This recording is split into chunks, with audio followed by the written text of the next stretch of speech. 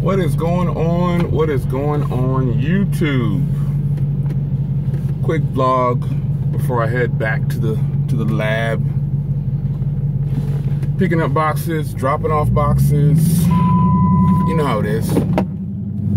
If you're a YouTuber, you know how it is. Yeah, I got a lot of stuff in store for you guys. And people say that, we say that all the time, don't we? It's like we're trying to keep you on the hook. But I really do have a lot of stuff in store. I got some nice headphones that I got for review. I did a quick review, maybe 8-9 minutes, maybe, I don't know. But I really do have great things coming. A lot of devices that you guys want me to review that have been requested. You know, I put in every effort to review them. I put in every effort to try to buy them every time.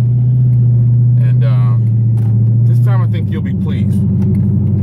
I've got some coverage of the Mate 9 coming. I'll put out a few videos on the Mate 9 already. Got some ZTE coverage coming. I got a nice video that I'm working on for some ZTE devices and the Honor 6X and things like that. Discussion type video.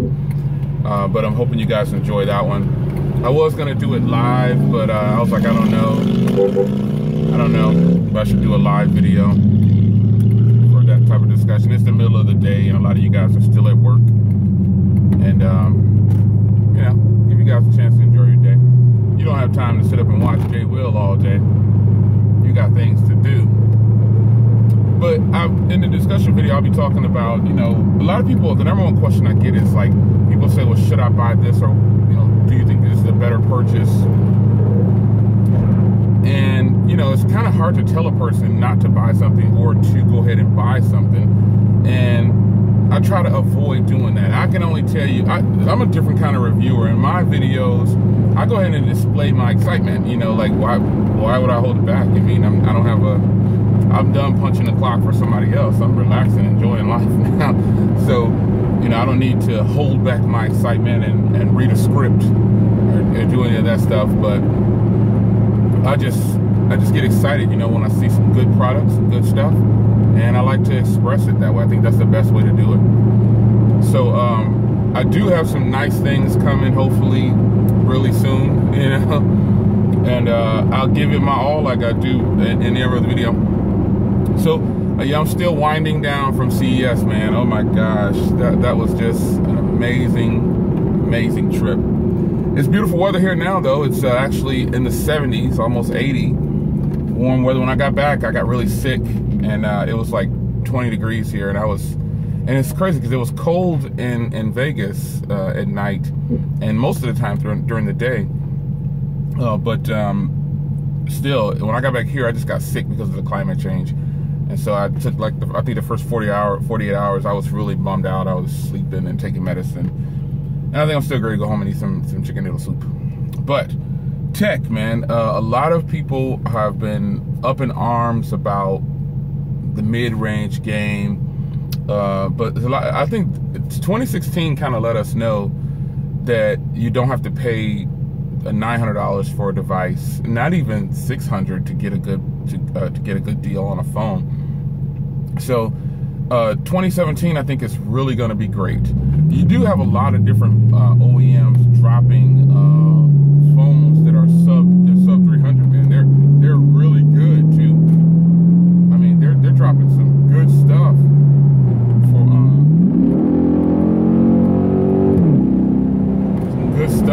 I'm sorry, I had to get out of the way. They're dropping some good stuff for under 300 bucks.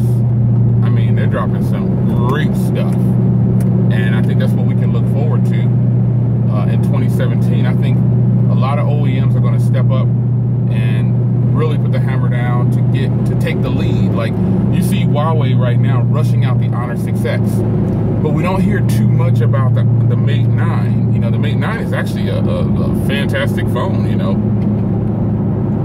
but you don't see a lot of people rushing, you don't see them rushing out the Mate 9. But you know, the Honor 6X is under 300 bucks, so they're going to push that one out to the masses. And I'm not saying it's a bad buy, and I'll talk about that later on in the discussion video that you'll see. It's probably up by now, by the time you're watching this video, or if it's not up, it's coming up. But a lot of people are caught up on like, should I buy this or should I buy that?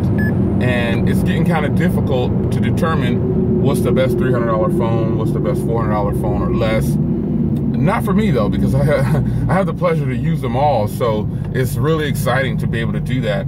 And people kind of value, I've heard a lot of people say that I'm gonna wait for some reviews to come out, or I'll wait until I see more reviews.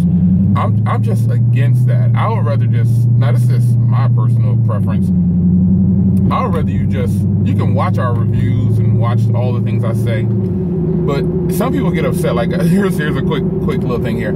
I do after the hype. I do an unboxing sometimes, or I'll do a first impressions, then I'll do after the hype. Then I'll do several other videos. You guys know my pattern. I'll do several other videos before doing the final review. Now, a lot of people it's kind of crazy, but people have been getting upset because they'll watch my first video and I'll say that I like a product or it's pretty good, and they'll run out and buy it. And then they'll see the after the hype or my new series Catch and Release and tell me I'm inconsistent. I think that's hilarious. Don't base your purchases solely off what I'm saying.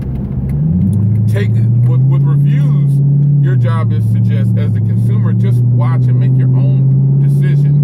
And I think it's kind of silly that people get upset with me because they made a purchase based on something I said in one video, and then they didn't watch all my other videos. And I've had people come back and say, "Oh, you're inconsistent." No, you're making an impulse buy. That's the way I see that. You watched one. Well, here's the way a lot of people shop, and I know you've heard me say this before. They buy a product, then they start watching videos on it, or they watch a bunch of videos on it to see all the positives, to gas themselves up, to hype themselves up to buy it. Then they buy it, and then they see another reviewer like myself saying it's good at one point, but then after extended use, I don't like it. Next bit, Robin, and a couple other things.